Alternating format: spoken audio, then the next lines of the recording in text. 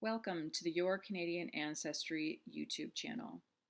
If you find these videos helpful, please like and subscribe.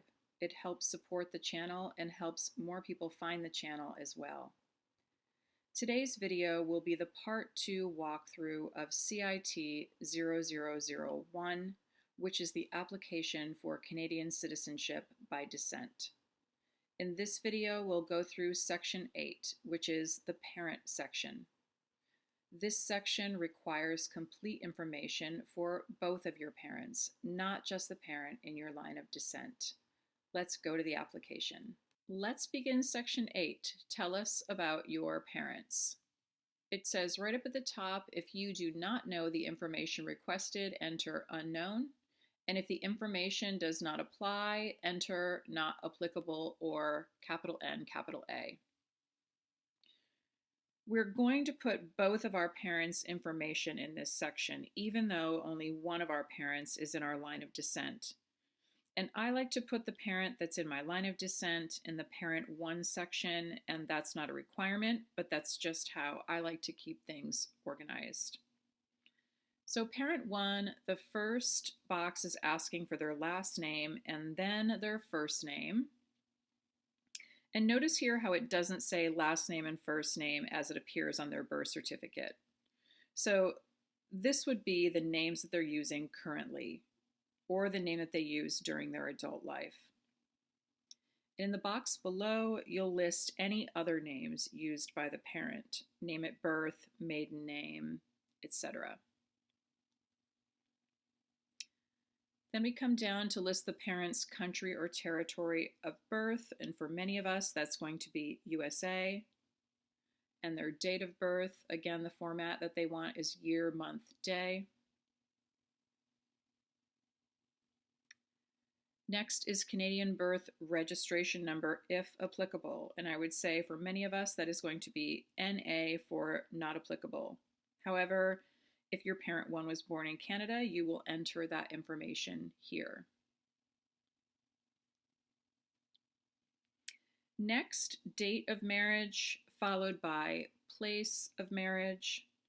If you have parents that did not marry, then you would put not applicable in both of those sections. Or let's say you know their marriage date, but you don't know where they got married, then you would put unknown in that field. And then moving on to date of death in the year, month, day format, if applicable. Otherwise, you would write NA for not applicable or potentially unknown if you don't know parent 1's date of death. Coming down to Section A, parent 1's relationship to you, select 1. Select 1. You have 3 choices here.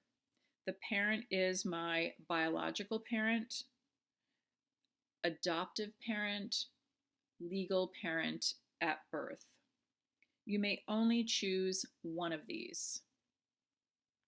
And there's a little asterisk where it's telling you that you need to select number 1, biological parent, if your parent was your biological parent and your legal parent at birth. Now, Section B, parent 1's citizenship status. Because my parent 1 is my parent in my line of descent, I am going to check the third box down, which is parent 1 is/was a Canadian citizen. Remember, per the C3 bill, everyone in your line of descent is considered a Canadian citizen by descent from birth. And how did parent 1 obtain Canadian citizenship? You'll write by descent.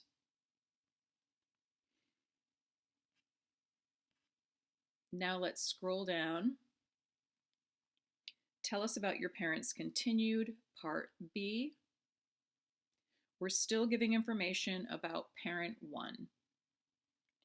Parent 1's citizenship status continued. The first question asks for parent 1's citizenship certificate number. if applicable. For most of us, that is going to be not applicable. They do not have one. So, on what date did parent 1 first enter Canada to live? Also not applicable for most of us. So don't forget to put NA or not applicable in those sections. Did parent 1 leave Canada for more than 1 year before 1977? The answer here for most of us is no. And I'm going to explain why, because there's a lot of confusion around this question. IRCC is asking this question because under the law before 1977, some people who were already Canadian citizens could have their citizenship affected if they lived in Canada and then spent long continuous periods living outside the country. The question is meant to identify those situations. It is not asking about people who were simply born before 1977 and have lived outside Canada their entire lives. If you never lived in Canada at all, then you could not have left Canada for a year or more.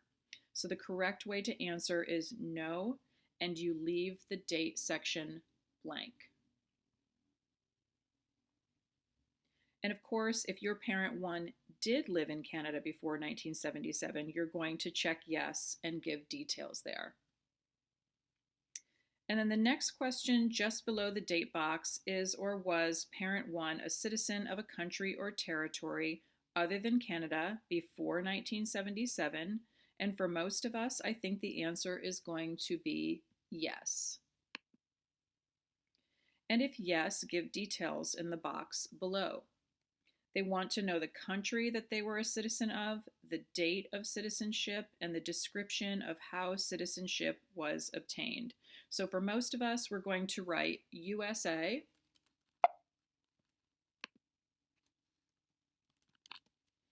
comma, and then we're going to write our parent 1's date of birth,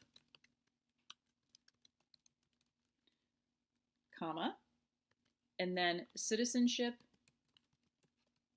by, birth. Then we're coming down to this part. Was parent 1 born in Canada before January 1st, 1947? For many of us, most of us, I would say, no. Was parent 1 naturalized as a British subject in Canada? No. Was parent 1 a British subject and living in Canada? No. Again, some of us may have different answers for these, but I'm running through the basic application for what most of us are going to be doing, and you'll have to make sure you're checking the appropriate answers for yourself if it's different than what I'm going over here. And then coming down to section C, foreign government employment. If you were born in Canada, not applicable, not born in Canada. If parent 1 was born in Canada, not applicable, not born in Canada. And now we're going to scroll back up, all the way up to where the parent section started.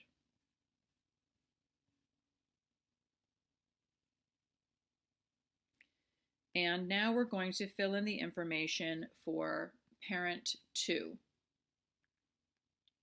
So in my case, my parent 2 would be my father, and he's not in my line of descent and has no Canadian ancestry. Last name, first name, any other names used, parent's country or territory of birth, and their date of birth, Canadian birth certificate, registration number if applicable. For many of us, this will be not applicable. Date of marriage, place of marriage, date of death. You're either writing a death date, or you're writing not applicable, or you're writing unknown. Relationship to you, for many of us, it will be biological parent, the first circle. And then parent two's citizenship status. For me, my parent two is not a Canadian citizen by descent because they don't have any Canadian ancestry. So I will be checking the first box, which is parent two is not, was not a Canadian citizen. And then I will skip ahead to section C because I've checked that box. But you'll answer this section how it applies to your parent too. Section C is what I'm skipping to. Foreign employment, if you were born in Canada, they were not. We're clicking not applicable for both of these in my case. This completes section 8 of the application walkthrough. In the next video, we'll move into section 9, which covers your grandparents.